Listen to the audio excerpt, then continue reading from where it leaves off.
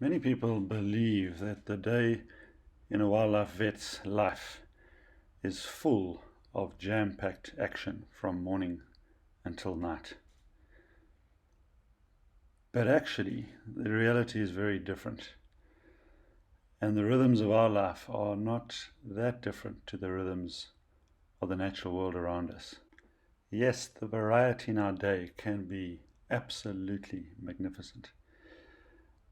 But most days we are spending our time integrating what we do with the roles of the people around us in a very complicated web of conservation effort, because the life that we live is very complicated, and the role that we fulfill as vets is not all about darting and handling animals.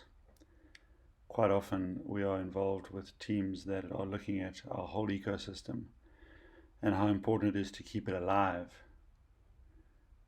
and sustainable and present for future generations to enjoy.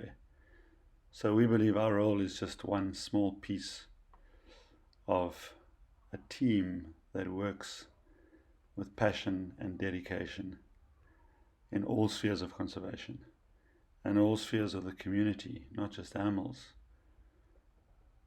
but people as well.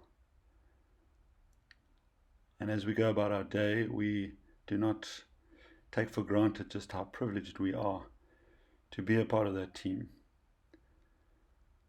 Sometimes to be the responsible part of that team, but other times just to be a very humble and lowly part of that team who work day and night to preserve the best of what this planet has and what we need to survive and to sustain ourselves into the next generations.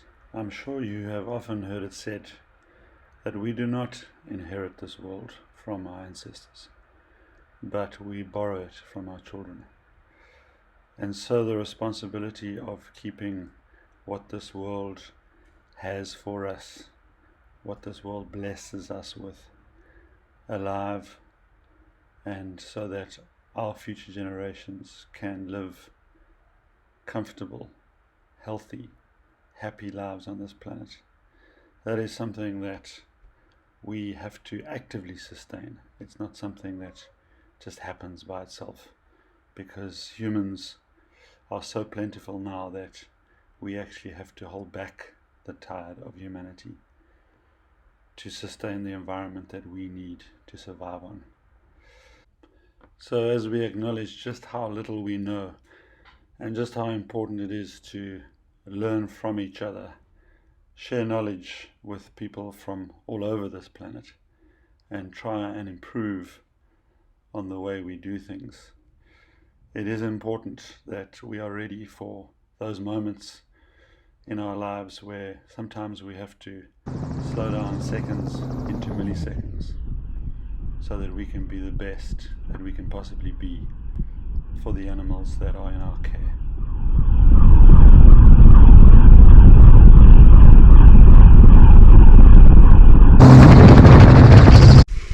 So I'm just going to talk you through one of the procedures that we did recently. This was a lion relocation on Amakhala.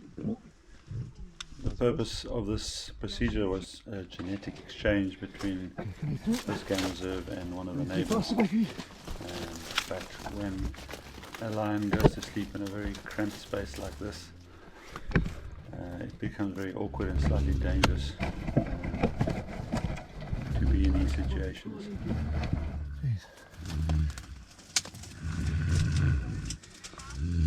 There are moments sometimes when the lion wakes up in a very cramped space, such as this one, the sort of thing that nightmares are made of.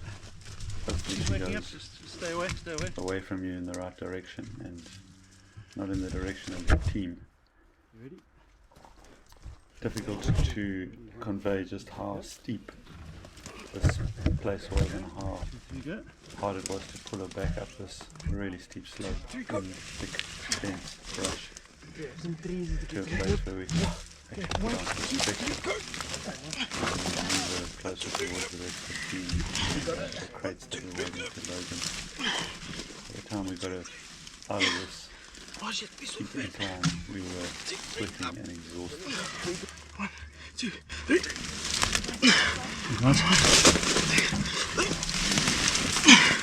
Okay, what do you want to do? You're gonna get it out. Go. To the top.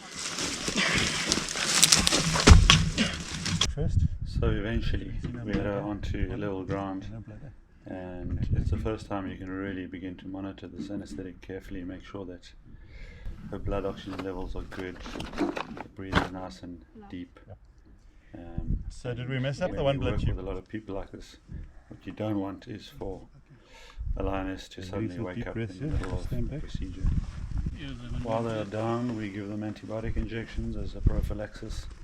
We boost them with vitamins, we take blood samples, sometimes we do DNA samples too, and then it just gives us a chance to check them over physically, make sure there are no obvious issues with them, and then it's time to load them into these cat boxes, slightly bigger than the domestic cat boxes. And once they're in there, the worst job is to be the person inside this box, but once they're in there, pull the stretcher out and we reverse them. And this drug takes about 15 to 20 minutes for the lions to wake up inside of their box, and then from there they get moved to their next destination, which in this case was less than an hour away. While in transit, we make sure that they wake up sufficiently to be able to look after themselves inside there, that they don't obstruct their airways. We try and keep them as drunk and sedated as possible, which means sometimes when they come out the other end they're also very dopey and slightly off balance, but they soon find their feet. And we go home and have a good night's sleep. And with any luck, we don't have any nightmares about cats waking up and pouncing on us.